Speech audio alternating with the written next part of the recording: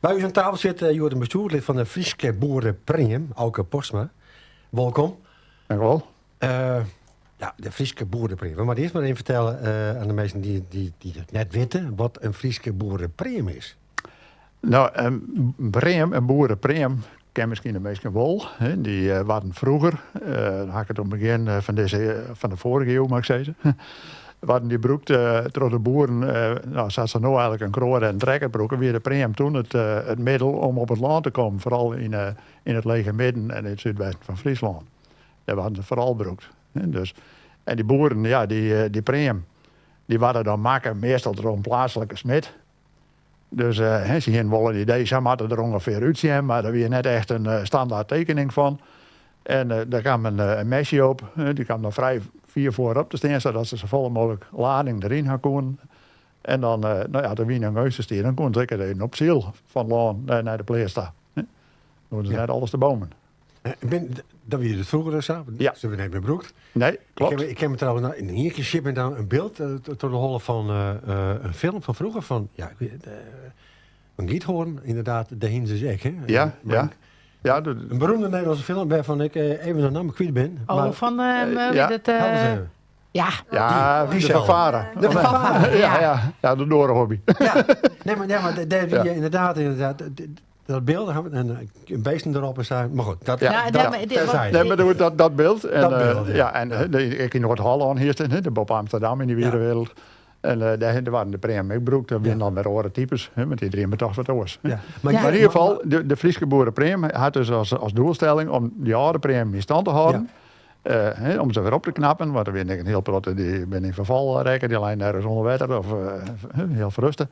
En die ben al je weer op kalfateren en er is weer een nieuw tuig op kwam. En zij is in 1996 een stichting opgericht om die zaak in stand te houden. In 2002 dat een vereniging werd en toen er direct een competitie kwam. Om, zeg maar, krijgen ze het IFKS koetsjes om mij die premium een wedstrijd te houden. Ja. En wordt dat ding mij de originele premium of wordt er een nieuwe premium bouwd? Nou, dat zijn nou 2 types. In 2002 is bij Scheepswerf Talsma ben ontwerpen maken, snijplaten, ik ben computer gestuurd. Dat zal je via AutoCAD zeg maar. En met aerodynamica ben de premium op ontworpen die afsjoen van de oude heel nij standaardiseerd binnen. Dat ben dan de nieuwe premium en er zijn nou dus 2 verenigingen. De Frieske Boerenpremium met de oude premium en de nieuwe zielpremium met de nieuwe premium. Okay. En die nieuwe premium ben dus wat groter, ben ik wat sneller, heb wat meer ziel. Die ben echt gebouwd om te zielen. Okay. En dan als een scootje heeft, dan zit er op. Ja. Zwaardest, en in een premium dan zit er in. Ja, en wat maakt het nou dat mensen nou eigenlijk zitten van ik wil zielen maar zo'n nieuwe premium. Hè? Wat dat is toch er zijn zoveel zielboten in de wereld. Ten eerste, het ziel krijgt liggen als een scootje. Het is eigenlijk een scootje gedeeld door 2. Een scootje zit om 20 meter en deze premium een halve meter. Dus de bemanning, een scootje 6 met 10 man op, wie varen met 4 man. Dus, maar de techniek en de handelingen zijn al precies hetzelfde. Ja. Het wedstrijd speelt zich ook hetzelfde. Je broek ik dezelfde wedstrijdleider. Ja, zwaarden aan de kant. Zwaarden aan de kant. Ja. En iedereen zo'n dikke discussie krijgen ze met het IFKS. Nou, of het FKS. We hebben wel eens wat discussie. We zitten bijvoorbeeld met de oude premium, omdat die al hier door plaatselijke smeden meestal maken binnen. Die ene had dit model door, had dat model, die ene wat ronder door, wat bakkiger. Dat kan voordelen hebben. Dus we zitten heel wat te puzzelen van hoe krijgen we nou toch in die oude premium een beetje in hit. Dus bij die nieuwe premium is het heel makkelijk. Je bent wel de computer maken, daar zit hier een verschil in. Ja. Die ene let er een beetje een motor in zetten door en dat is niet. Maar de oude premium, dan krijg je dezelfde discussie. Was nou met de IFK's.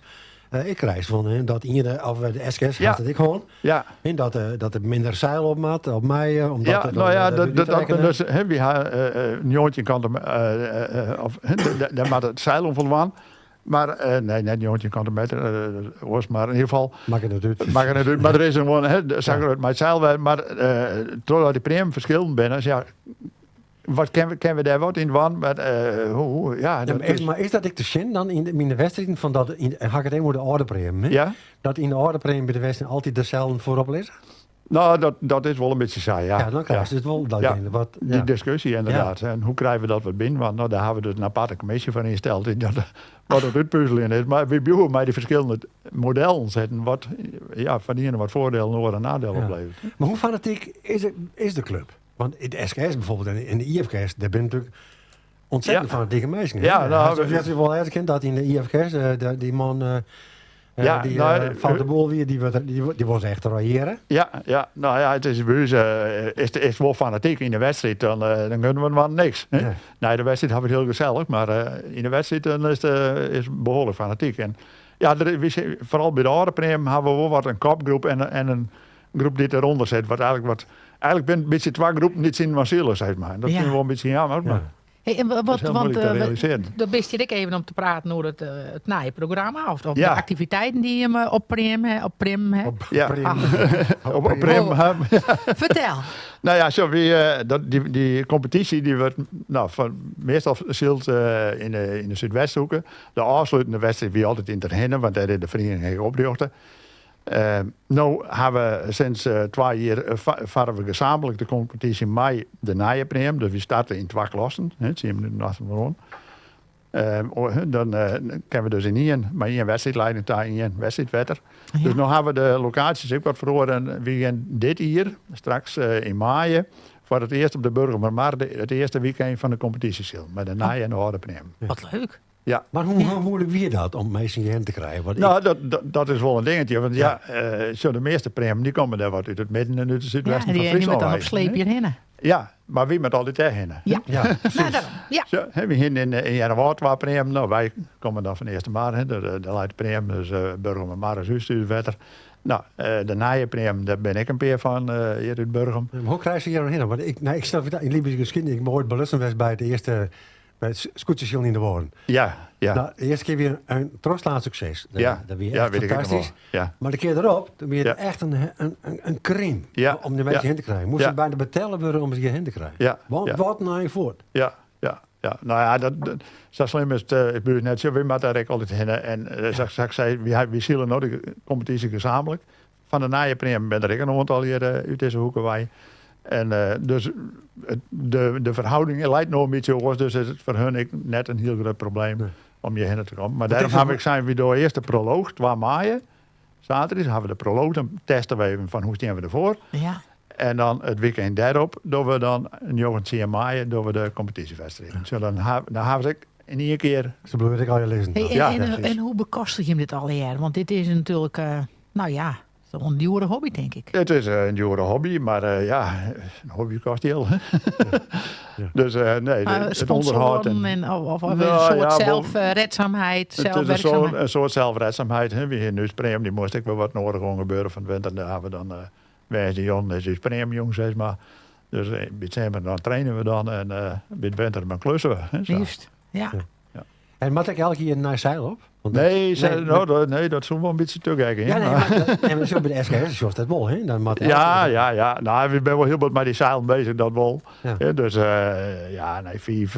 4 uur, dan wordt het alles wat iets, zo is het al. Ja, maar zo bij de SKS had je een fokhart, dan had je €700. Ja. En hoe zit het bij je? Nou, iets leger, want het is zeg maar gedeeld door 2. Alles gedeeld door 2. Ja. Alleen de prijzen van vak en een groot zil net helemaal precies door 2 wezen, maar...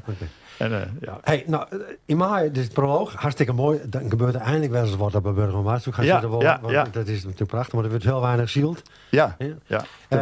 Maar je hebt ook opstapmogelijkheden, niet? Voor mensen die zeggen van, wij willen wel eens een keer meezielen. Ja, zodat je van de watersportvereniging uit de 1 maart uit, die vinden dat ik mooi dat wij dat organiseren. Ja. En voor hun ik weer een beetje een boost om het meest genoemd zielen te krijgen. Want ik denk dat ik om. En die had dan de motorprem van Watten, de cruisewetters. Die regelen ze dan, en de skipper. En die gaat vanuit de 1 maart de Burgermar maar om bij de wedstrijd te zijn. En meestal is Obel Brouwer dan de man die daar dan even verslag voor doet. Want ja, zelf meestal niet geen verstand van. Die zo'n bij bootjes van, denk wat gebeurt hier al, hè? Ja. Dus het is mooi om wat uitlust te krijgen. Ja. Maar is het een idee dat je mijn eigen skip bijvoorbeeld zelf ken ik. Als je me net Henry. Nee, dat bedoel ik niet. Maar je eigen prem, dat bedoel ik eigenlijk. Dat je hem opstapt. Ja, dat doe ik wel. Hè. Ja. Behalve de wedstrijden heb ik heel vaak het ploegjesziel, nemen we dat. En zo'n preem, dat kan noffelijk, maar meestal niet zitten. Ik kan dan een koelbox in de midden zetten onder de gig. Dus wie ga ik regelmatig activiteiten. Hè. De bouwen van het noorden bijvoorbeeld, zo'n happening, dat komt elke keer weer om. De Ronald McDonald regatta, dat doe ik voor scootjes om mij, maar ik preem. En dan hebben we dus gasten op boord en dan varen we met gasten. Ja. Doe ik iets met Seel of Seel Hallingen? Nee, dat ben we niet. Dat ben we niet. Nee. Wel maar de groen beweegt. Ik ben er wel heel hoor bewegen. Maar die hebben we hier ook wel gehad. Dus dat doen we wel om mij. Ja. Maar zo zijn er allerhande activiteiten. Hartstikke maar ik net elke preem door mij in de wedstrijd. Dan ben ik wel meestal die gaan preem, maar die doen net mij in de wedstrijd. Maar die doen wel dat ploegjesziel. 12 mei, proloog. Libertaire is wel eens op focus. Hoeveel preem door mei? Nou ja, ze ben nog bezig met het opjaan. Dat bij meestal in de achter de broek. Ja. Dus, we gaan meestal tussen de 10 en 12 preem dit mei doen, van de oude preem. Ja. En van de naaie preem ben ik ongeveer 10. Oké. Dus, een dikke 20 preem. Dat doe je het half jaar 20. Ja, een mooie zielerij. Ja. En wat festiviteiten organiseert in de 1 maart tussentijds? Een prijsuitreiking. Ja, de prijsuitreiking hebben we natuurlijk wel. Hè, dat het wedstrijdcentrum, dat is de Lids. Wetenschapsbedrijf de Lids. Maar de Koolmerk die leidt vol op dat moment. Want er ben dan ook verenigingen van al je doerrakken, motorfletten. Oh, die ben lezen er toevallig dat week en ik. Okay. Of niet ook in Siermaaien. Oh, dat is wel jammer. Dus wordt jammer. Van de andere kant is ik wat publiek. Hè? Ja, dus haast ik wat te zien. Ja, maar dan meestal het Sierbollen, dan kan je dus zien van nou het zwemplak is maar onder de eerste kant van de eerste kant, daar is het de redelijk te volgen. Ja. Je kan daar net heel dicht bij de kant komen omdat wij vrij aan jip is. Ja. En dan stekken die premium maar 30 centimeter, maar het zweert maar ook even erin, hou je zielen. Dus dat leidt wel weer dieper. En zeker aan die kant liggen nog wat zin, hè? Ja, precies. Ja. Oké, nou, hartstikke mooi. Een geweldig initiatief. Ja. En we zullen naar uit. Ja, dan ben ik zin hoor. Maar een soort wien. Ja, wat kan je maar hoeveel wien? Nou, 6, al je even, dan ken je nog, maar dan houdt het wel op. Dat moet lukken. Hartstikke mooi. Tegen dank voor die komst en succes. Graag gedaan. Oké, dank u wel.